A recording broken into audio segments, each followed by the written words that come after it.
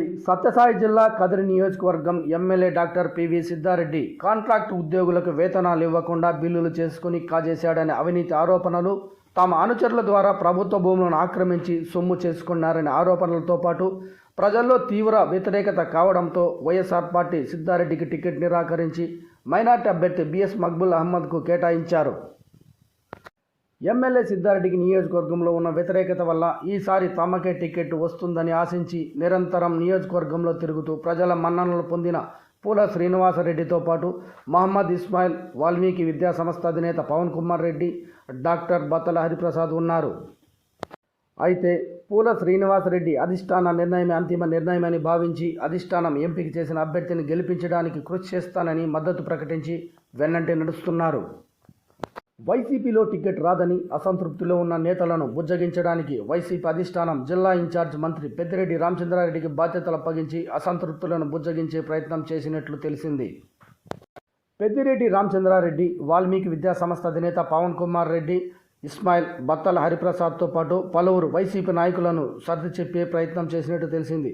అయితే పవన్ కుమార్ రెడ్డి పెద్దిరెడ్డి రామచంద్రారెడ్డి మాటలు పెడచెవిన పెట్టి తెలుగుదేశం పార్టీ జాతీయ అధ్యక్షులు నారా చంద్రబాబు నాయుడు సమక్షంలో కదిరి తెలుగుదేశం పార్టీ ఇన్ఛార్జ్ కందికుంట వెంకటప్రసాద్ ఆధ్వర్యంలో తమ అనుచరులతో తెలుగుదేశం పార్టీ తీర్థం పుచ్చుకున్నారు.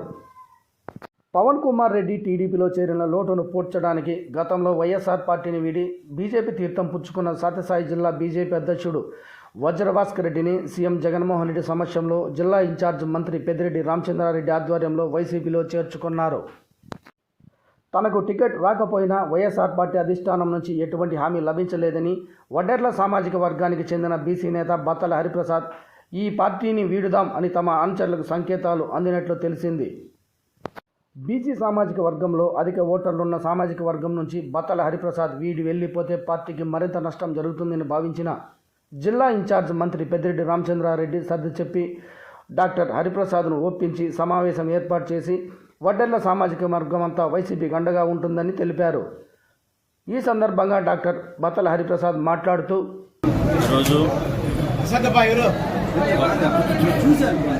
ఈరోజు గౌరవనీయులు, పెద్దలు, పూజ్యులు,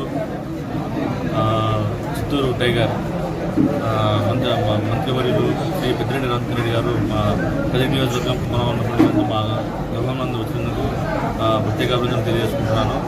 అలాగే ఈరోజు వైఎస్ఆర్ కాంగ్రెస్ పార్టీ అధిష్టానం వైఎస్ జగన్మోహన్ రెడ్డి మరియు మన పెద్దిరెడ్డి రామచంద్రరెడ్డి గారు నిర్ణయించిన మన కదిరి నియోజకవర్గం ఇన్ఛార్జ్ మక్బూల్ గారిని మేము నాయకులుగా కాకుండా కార్యకర్తలుగా కష్టపడి నిలబడి మొత్తం ఇక్కడ వచ్చే రానున్న 2024 సార్వత్రిక ఎలక్షన్లలో మేము కదిరిలో వైఎస్ఆర్సీపీ జెండాని మేము తిరిగి మళ్ళీ గెలిపించుకున్నామని ఈ సభాముఖంగా నేను తెలియజేసుకుంటున్నాను.